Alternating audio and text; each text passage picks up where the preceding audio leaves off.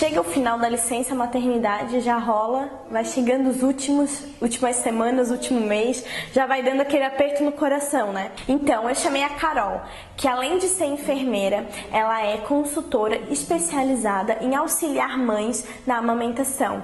E ela é excelente para falar sobre a volta ao trabalho e a amamentação. Como que a gente faz para conciliar? Precisa parar de amamentar? Vamos ver as dicas da Carol.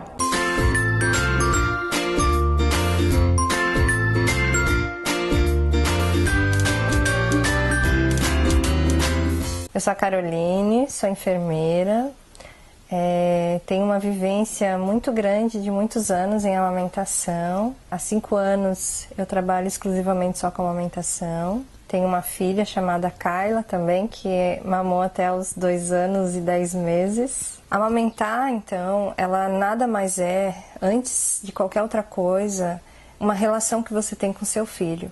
Então eu percebo que existe muito uma expectativa diferente da realidade.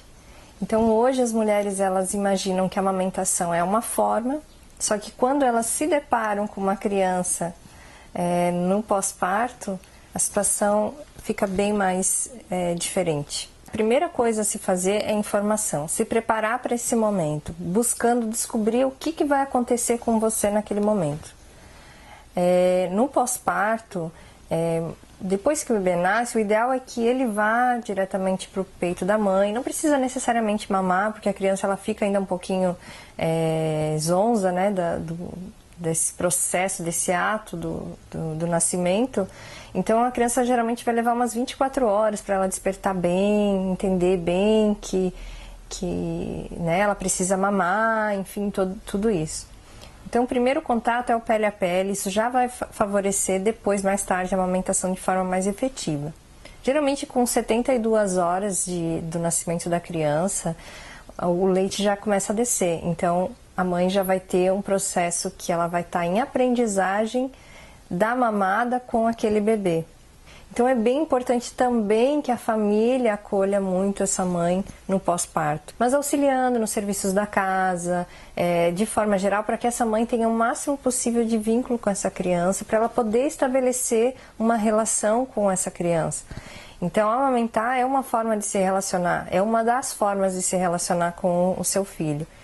E vou dizer que seria a mais completa de todas, com certeza. Eu que já passei por isso também posso dizer o quanto que é especial, o quanto que é profundo esse relacionamento da amamentação. E não é legal que a criança mame de qualquer forma, né? Então, assim, é sempre bom respeitar os reflexos do bebê. Quando a mãe toca no lábio superior da criança com a mama, ela automaticamente vai abrir bem um bocão. E aí a mãe vai conseguir colocar esse bebê de forma bem encaixada no peito. Só que isso nem sempre acontece, então pode ser que hajam as fissuras. Então o leite materno ele ajuda muito nessa cicatrização também. É possível também, é importante também saber avaliar essa pega. Então se a mãe não conseguir, é importantíssimo que ela procure ajuda profissional ou de uma consultora de amamentação ou banco de leite, mas que ela nunca fique somente na dúvida. Porque se a criança está mamando bem, é uma criança que dificilmente vai ter problemas com peso ou qualquer outro problema de saúde e ela também, obviamente, não vai sentir dor. Como que eu vejo se uma pega está correta? Quando ele abocanha o peito da mãe, ele tem que estar com o lábio virado para fora, o queixo encostado de preferência no seio da mãe, um espaço entre o seio e o nariz e as bochechas cheias. Se tiver diferente disso, precisa reavaliar para ver se tem alguma coisa acontecendo de errado na pega. A mulher, quando ela volta ao trabalho, ela tem um grande desafio pela frente, que é a adaptação, tanto dela quanto do bebê. Eu posso falar isso por experiência própria, porque eu também já passei por isso. Então, é bem importante se planejar antes, pelo menos 1 ou 2 meses antes dela voltar ao trabalho. Então, com a criança, é importante treinar essa criança, para ela aprender a tomar num copinho, de preferência com bico rígido, de preferência. Porque esse tempo, ela precisa desse tempo para adaptação, tá? E até é bom para a mãe, porque ela emocionalmente, ela também vai se acostumando com a ideia de que a criança não vai mamar só no peito dela. né? E principalmente se essa licença for de 120 dias, que é um tempo muito pequeno e a criança é bem pequena ainda quando ela vai para a escola ou ela vai ficar com o cuidador. É importantíssimo treinar junto com esse cuidador, mostrar como que você quer que faça com essa criança, né? Que se mantenha os mesmos cuidados, até para a criança também não sentir tanto, né? Porque essa criança já reconhece nessa fase quem que é a mãe, qual é o papel da mãe, né? Então isso é bem importante. Então que os cuidados sejam os mesmos, que se mantenham as mesmas coisas, de preferência, e se possível, fornecer essa criança o leite de uma forma mais fácil possível, para que ela não faça confusão de bicos. Então, evitar a mamadeira.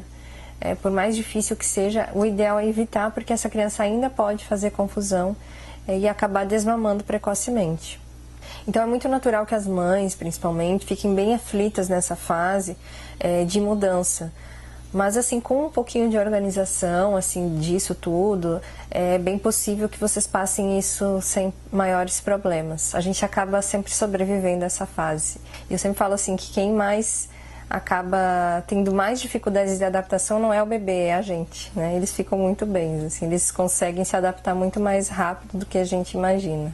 Então, nessa organização que a mãe faz, para se programar a volta ao trabalho, é bem importante que ela comece a aumentar a produção de leite dela.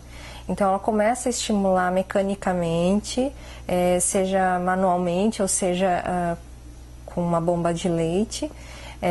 Comece a ordenhar várias vezes ao dia, que o corpo mesmo vai entendendo que precisa aumentar essa produção de leite, né?